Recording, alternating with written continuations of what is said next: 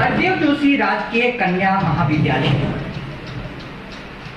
खेलो India संवाद के अंतर्गत जो यह आयोजन हुआ और प्रमुख खिलाड़ियों के साथ पॉडकास्ट हुआ, उनसे प्रश्न किए गए, उसके बाद सभा से प्रश्न रखे गए ताकि खेलों में आने वाली समस्या का समाधान मिल सके।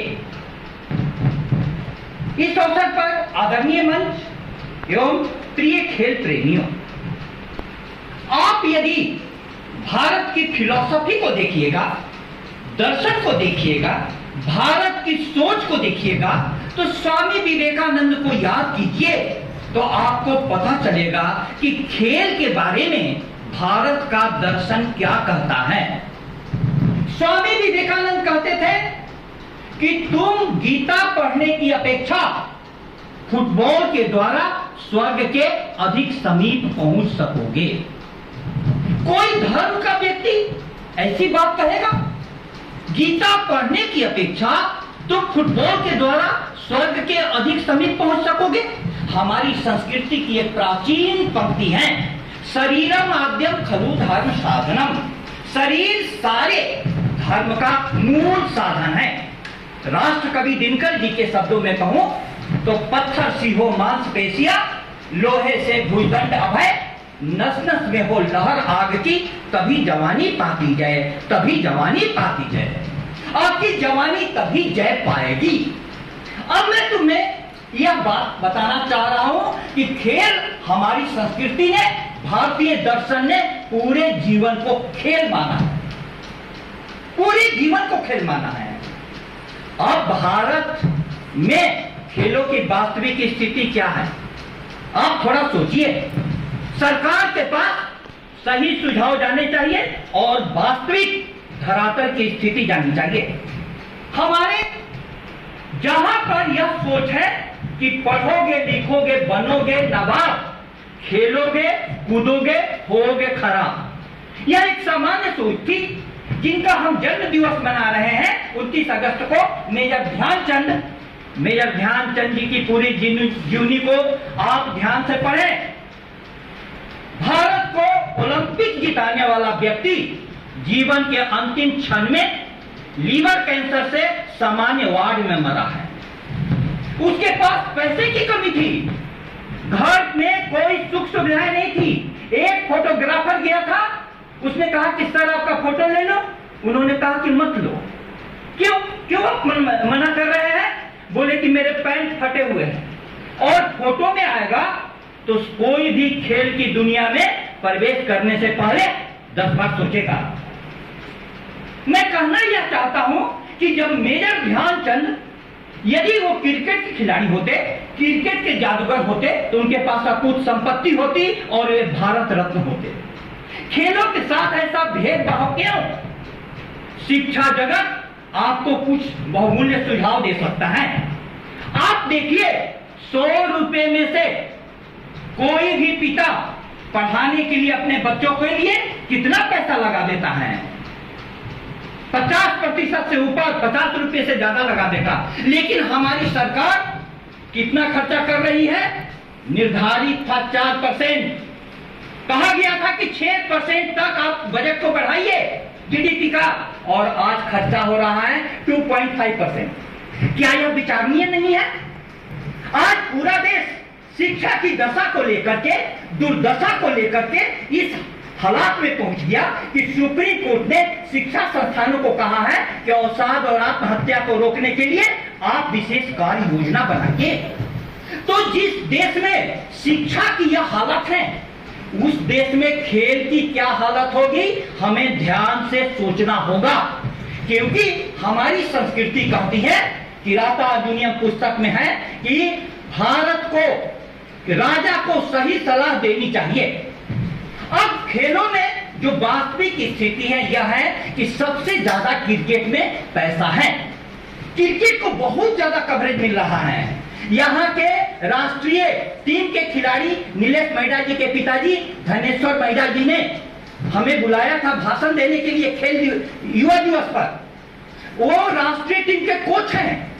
उनके आते ही पूरा खेल का स्टेडियम की रौनक बदल गई। एक खिलाड़ी के हाथ में जब खेल आता है, खेल विभाग आता है, खेल कुछ और ऊंचाइयां लेता है।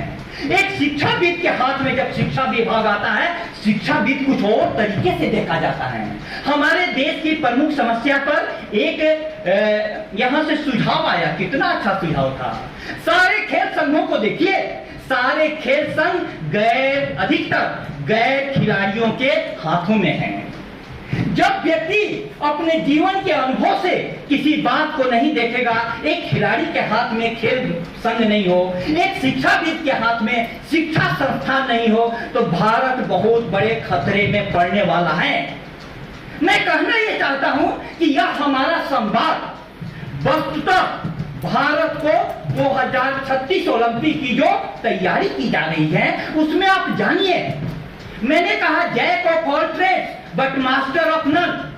सबका थोड़ा थोड़ा जानो, मास्टर किसी में मत बनो। यह ओलंपिक में मेडल के लिए खतरनाक संकेत है। आपको कुछ खिलाड़ियों को चुन करके वर्षों तक कठिन मेहनत करनी पड़ेगी। हाँ, उसमें एक बात है, कुसुम मात्र खिलते नहीं राजाओं के उपवन में, अमित बार खिलते हुए पुर से दूर कुंज कानन में।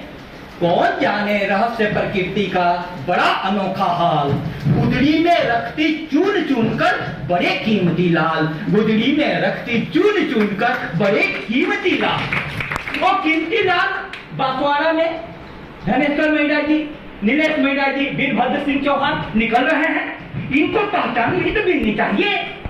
मैं सुझाव देना चाहता हूं इस मंच से कि ऐसे खिलाड़ियों को सरकारी नौकरी मिलनी चाहिए। हमारे क्रिकेट के गॉड फादर ने मुझको कहा कि तुम 10-10 घंटा क्रिकेट खेलते हो, लेकिन क्रिकेट के बदौलत तुमको सरकारी नौकरी नहीं मिलेगी। सरकारी नौकरी तो पढ़ने से मिलेगी, या इंडिया खेल जाओ तब पर भी छोटी नौकरी मिलती है, क्योंकि 3 लगातार शतक बनाने के बाद अजरुद्दीन को एसबीआई ने क्लर्क ही बनाया था, बाद में प्रमोशन दिया। तो मैं कहता हूं कि यदि डिस्ट्रिक्ट स्तर पर कोई खिलाड़ी निकलता है तो उस खिलाड़ी को तुरंत कोई छोटा जॉब दे दो। स्टेट स्तर पर जाता है उसका प्रमोशन दे दो, नेशनल लेवल पर जाता है उसको बड़ा अधिकारी बनाओ। आज यश व्यास कहीं भी पार्टिसिपेट करने जाते हैं तो हमसे चर्चा करते हैं, उस चर्चा को मैं रिकॉर्ड कर करके समाज के लिए समाज तक पहुंचाता हूं। लगातार मेरे लेख को ये पढ़ते हैं, लेकिन यस नौकरी लग गई। अब देखो, जब तक प्रतिभाओं को यदि संरक्षण नहीं मिलेगा, संवर्धन नहीं मिलेगा, प्रोत्साहन नहीं मिलेगा, तब ये पूरी तरीके से अपने आप को उस दिशा में कैसे झोंक पाएंगे। आज मैं बांसवाड़ा में 30 सालों से बिना एक पैसा लिए हुए रविवार को भी विद्यार्थियों के लिए उपलब्ध रहता हूं और नए नए विषयों पर लेख लिखता हूं, बिना पैसा लिए हुए। क्यों? क्योंकि मुझे जिंदगी में जिन्होंने पढ़ाया उन्होंने कभी भी पैसा नहीं लिया, मेरे को ज्यादा पैसा खर्चा नहीं करना पड़ा, इसलिए मैं निःशुल्क उपलब्ध हूं। लेकिन क्या यही यज्ञ यश चला सकते हैं? कोई दूसरा व्यक्ति चला सकता है? नहीं। मैं कहना चाहता हूं, बड़े आदर पूर्वक यह सुझाव देना चाहता हूं कि हमारे देश में प्रतिभाओं की कमी नहीं है। यह एकलव्य की धरती है जो ज्ञान की खोज में गुरु द्रोणाचार्य तक गया, और गुरु द्रोणाचार्य ने मना भी कर दिया तो उसने उनकी मूर्ति बना करके उस मूर्ति से, लेकिन उन एकलव्यों के लिए अंगूठा काटने वाली व्यवस्था नहीं होनी चाहिए। उन एकलव्यों के लिए नए नए 5 लाख का आर्चरी का सामान। मैं तो आश्चर्य कर गया। मैं भी क्रिकेट खेलता था, एक एक बैट की कीमत उस समय में मैं बता रहा हूं 10,000 20,000 होती थी। एक एक बॉल की कीमत 200-500 रुपए में होती है, आज तो कई गुना बढ़ गया। इतना महंगा खेल भारत में क्रिकेट को प्रोत्साहन खूब दिया गया, उसमें पैसा लगाया गया, तो हमारे बिहार का एक खिलाड़ी वैभव सूर्यवंशी पूरे विश्व में छा गया है। एक नया तेंदुलकर की संभावना उसमें देखी जा रही है। मैं कहना चाहता हूं अपने अनुभव के आधार पर, हर खेल में वैभव छुपे हुए हैं। उन वैभवों को पहचानने, तराशने और निखारने के लिए हमको विशेष व्यवस्था बनानी पड़ेगी। तब हमारा भारत प्राचीन काल में ज्ञान के कारण विश्व गुरु बना था, शिक्षा के कारण। आज भारत में शिक्षा की दशा ऐसी हो गई इतना डॉक्टरी महंगा हो गया, इंजीनियरिंग की पढ़ाई महंगी हो गई। उस भारत में शिक्षा की दशा सुधारनी होगी और शिक्षा के साथ खेल को भी इसलिए प्रोत्साहन देना होगा क्योंकि जो बच्चे मर रहे हैं, ऐसी असफलता हमारी भी जिंदगी में आई थी। मैंने भी जीवन में 50 परीक्षाएं दी हैं, लेकिन कभी भी सुसाइड का विचार मेरे पास नहीं आया। मैं अपनी वाणी को विराम देता हूं यह कहते हुए, आप एक युवा का मतलब समझिए, हर इम्तिहान से मेरी शख्सियत संवरती है। खुदा तू मेरे लिए इम्तिहान पैदा कर, हर अहले फिक्र मेरी बुलंदी पे रस करे।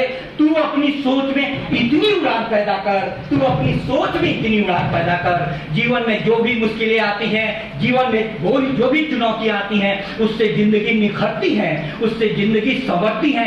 खेल का मेरे लिए सबसे बड़ा संदेश यही है, हारो भी तब पर भी खुश, जीतो भी तब पर भी खुश। न हार में न जीत में किंचित नहीं भयभीत में, कर्तव्य पथ पर जो मिले यह भी सही वह भी सही। उसी स्पोर्ट्समैन स्पिरिट की बात प्रधानमंत्री जी कर रहे थे। आज इस मंच से जो सुझाव दिया गया है भारत सरकार तक पहुंचे और परमात्मा करे कि भारत की प्रतिभाएं अपनी नई नई ऊंचाइयों को चूमे। बहुत बहुत धन्यवाद।